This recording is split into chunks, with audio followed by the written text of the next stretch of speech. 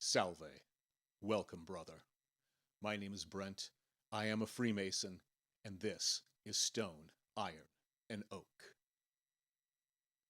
There is an apocryphal Chinese curse that reads, May you live in interesting times. The past 25 years have certainly been interesting. More especially, however, the last 2 weeks.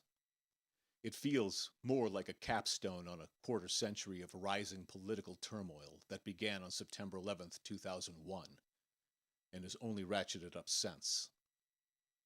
When I was young, my pastor used to say that you can tell the quality of a parishioner by how they drive out of the parking lot after church. That image stuck with me because it's a small test of character, what you do when you think nobody is watching. In Masonry, we sharpen that test. Our duty is not to judge others casually, but to scrutinize our own thoughts, words, and acts, to weigh them carefully, to become conscious of our own faults, and to endeavor to correct them. I'm not here to give commentary on any brother's private reactions or opinions about the last 2 weeks other than my own. Instead, I want to speak about the working tools and the form of a lodge, the practical things that guide how we comport ourselves in public and in private. One of our most important tools is the compasses. This useful and valuable instrument teaches us to circumscribe our due bounds, to know where we should act and where we should refrain. If we stay within these bounds, we can seldom materially err. The compasses remind us of restraint and proportion. The lodge, however, is larger than any physical instrument. It is as large from north to south, from east to west, and as deep as from its surface to its center. No compasses are that large, at least not for any man who's ever knelt at the altar. The ashlar we labor upon is also instructive. The rough ashlar represents our unformed nature, the perfect ashlar, the aim of our daily work. The process of refinement happens minute by minute, conversation by conversation, choice by choice. I bring these things up because Masonry, being a Mason, is not something that only happens in the lodge room or when two or more are gathered. We are Masons every minute of every day. We must scrutinize ourselves just as often. If the lodge forms our ideals, then practice must form our habits. One of the great things about this craft is that we've all learned to be civil with one another. There are brothers with whom I disagree on topics, but our discourse is civil, respectful, and brotherly. We do not raise our voices to beat an argument into submission. We raise them only to be heard. Likewise, we should seek to treat the world at large in that spirit, to presume the best of others until proven otherwise, to listen more than we speak, and to treat those we meet as though they too have knelt at the altar of conscience. When I'm in conversation, I have many thoughts running through my head, many things I could say.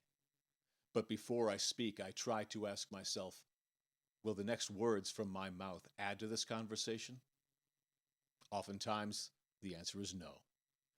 But anyone who knows me knows that my mouth gets me into more trouble than most things. So, imagine that for every stupid thing I've said, consider how many stupid things I did not say. The teachings of Masonry guide me, however, and daily I attempt to make my ashlar a little closer to perfection. But these last 2 weeks have been difficult. I've had conversations with brothers and read many things online. I've tried to reflect silently, to let the better angels of my nature speak to me. In that quiet I found calm and peace granted by the great architect. Thinking about the craft and my brothers, I wonder, what if the world treated each other the way we treat our brothers?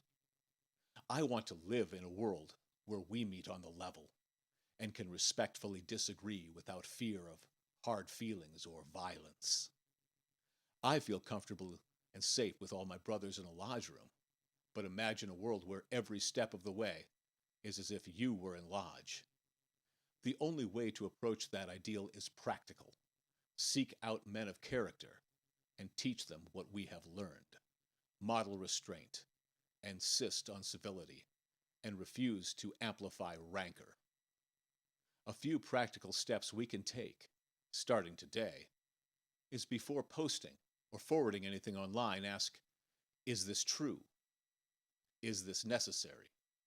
Will it injure? The internet has given us access to a megaphone which reaches the entire world. Before you scream into it, ask if this is going to help or hinder. Likewise, when you read something screamed into that megaphone, ask, what is the citation? Is this just confirmation bias, or is there real merit? Often, the answer is no. Masonry has many enemies because of their ignorance. When you see Taxel's hoax, you know it to be a lie. But what if you were an anti-Mason hearing it for the first time? Would you repost it as fact, or would you investigate? 30 seconds of investigation would prove it false. But too many just keep pushing lies that have been disproven for over 150 years. Take the time to investigate, and then, if you have maturely reflected and believe that the grounds you take are wholly right, then you can blast it out into the universe. Before speaking in public, ask, will these words improve understanding or only inflame feeling? Consider this notion. Are you just performing virtue signaling, or are you elevating the discourse with honest insight? When a brother or anyone speaks with passion, pause and listen. Good listening often cools anger. This week, bring one man you know, a neighbor, a coworker, a friend, to an open discussion on what it means to be a responsible and reflexive citizen. Brothers, Masonry is a school of morality. The lessons we learn here are meant to be lived. Let us not be men who only wear the badge of our craft in lodge rooms. Let us wear it as a manner of life. I leave you with a quiet charge, tonight and in the days ahead.